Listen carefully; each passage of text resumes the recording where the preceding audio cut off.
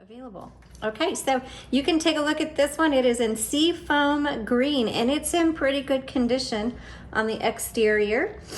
And we're gonna take a look and see exactly how it works so that if you get this or you have one like this, you know how to use your typewriter. All right, first of all is your carriage. And to move this carriage, there's a lever behind the handles. Either side, it doesn't matter which one you use, and you just go back and forth. And there the bell is working. But I also will say that the bell on other testing runs I've done on this didn't always work. So just note that sometimes it does, sometimes it doesn't work. Okay, so to set your margins, you have these metal tabs right here. This is your paper holder. And if you flip open the top, inside is gonna be a metal, this doesn't stay open on its own, a metal bar, and then it has tabs. Now these are for the tab stops. Now let me just say that they can get worn down. The metal can wear down, and so then the tab doesn't, it'll fly by the stop, and unfortunately that happens on this typewriter. So it does not, when I tried it last time, we'll try it again right now and see if it will.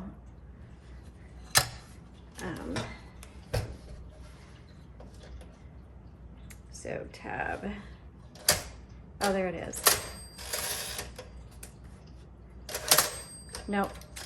Okay, so it's you can feel it and you can hear it catching, but the tab is not working because there's another metal piece back there that'll stop the carriage at the tab stop, and that has worn down, and so that is not working right now. But tabs are not used always. Some typewriters don't even come with a tab option, so it is not critical to the operation of a typewriter. It's really used for columns or indenting on paragraphs, which nobody indents anymore. So if tabs are absolutely necessary for you, then this particular machine is not the right one for you, but most of us don't use tabs. I have several typewriters, I don't use the tabs. Okay, so let's go ahead and we'll do some more up here in a minute, but I'm gonna move this carriage to the left. I'm gonna open the top, and inside we're gonna take a look at the ribbon. This is a universal ribbon, which means it fits most typewriters. It is not the original, it's a plastic spool, and you just pop them in and out when you need a new one. You can get them at our website, UntitledTypewriters.com. Black on top, red on bottom when you do change it out, and then make sure that it's threaded properly. So I have an up close image of this area. So if you have this typewriter and you're trying to figure out how to load your ribbon, go to the product listing in the description below and you'll find the image, and you can bookmark it or you can save that image. Even if this typewriter is sold, that photo should still be there. Okay, when you get to the end of the spool, you're gonna need to manually reverse the direction of this ribbon, because the end of the ribbon is not the end of the ink. You'll just go back and forth many, many times before you need to change out your ribbon. Also, if you're looking for the serial number for your typewriter, it's going to be found on the left side, and it's stamped into the metal frame right here. And then you can visit typewriterdatabase.com and do some research to find out when that was manufactured. Okay, so we'll move this carriage back over here and load some paper and continue our little tutorial. So to load the paper, you just set it right there. Turn the handle and that'll pull it through, and then you just make sure it goes underneath that metal bar. And you can see, I like to bring it up, but you can see how crooked that is. So bring this right lever forward, and that's your paper release. And you can move your paper around real easy and line it up and re-engage, and there you go. Just make sure it's re-engaged, otherwise it's not gonna, the paper's not gonna forward and you can't type on it. Okay, Also, here's your return handle, which will advance either 1, 2, or 3 lines. So your line selector is right here. So you just select 1, 2, 3 lines, however you prefer to do it. Also, if you choose and or you have like lined paper, or you're trying to type inside of a box or something like that, you may need to release your roller to get it to align just right. And there's a lever right here, hard to see, but my finger's right on it, and you push it down. That releases this roller so it doesn't click through every half of a line, and then you can get things aligned exactly the way you want. All right, and then just again re-engage it, or else it's not going to advance properly. Down here is your, oh, and I forgot to mention, you manually reverse your ribbon. You do that right here. I knew I was forgetting something. So you should be able to reverse the direction of your ribbon like 20, 30, 40, 50 times before you need to reverse it. I mean, you need to change it out. Color selector, black on top, red on bottom, white in the middle is stencil, which is not anything you're going to use. And if it's on stencil, it's not going to type right. So if you're typing along or you get this and you can't figure out why it's not typing, check 2 things before you reach out to anybody, and that is, make sure you don't need to reverse the direction of your ribbon, and make sure it's not on the white. And those 2 things will probably solve the majority of the issues with your typewriter. Okay, let's go ahead and type. So this doesn't have a number 1, so you use the lowercase l for that. And this feels really good.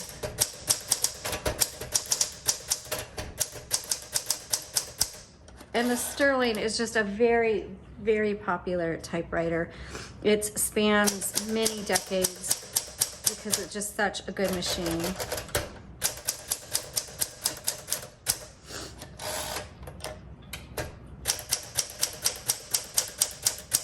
I don't know about you guys, but spring is, the trees are in full bloom, and I have a severe allergy to tree pollen.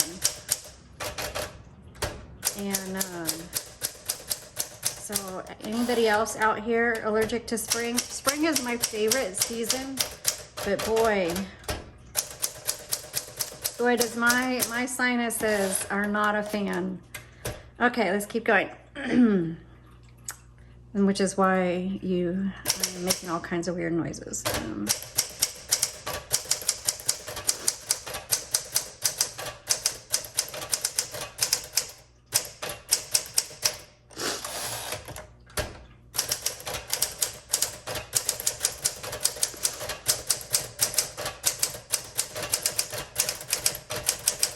Okay, so this type's really easy. Nice, nice, nice.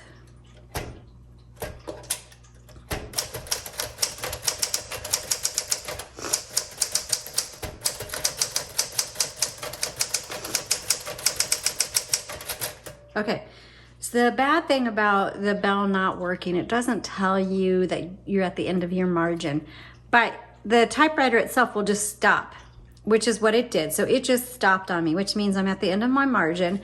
And down here is a button with MR on it. So I'm gonna hit that, and you hit quick, and I could keep going, but I'm gonna hit the return handle.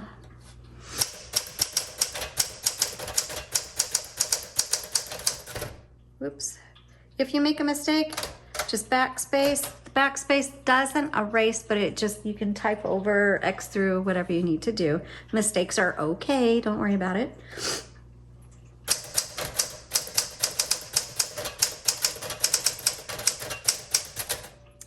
Again, so I'm in the middle of my word, so I'm gonna hit MR and finish my word.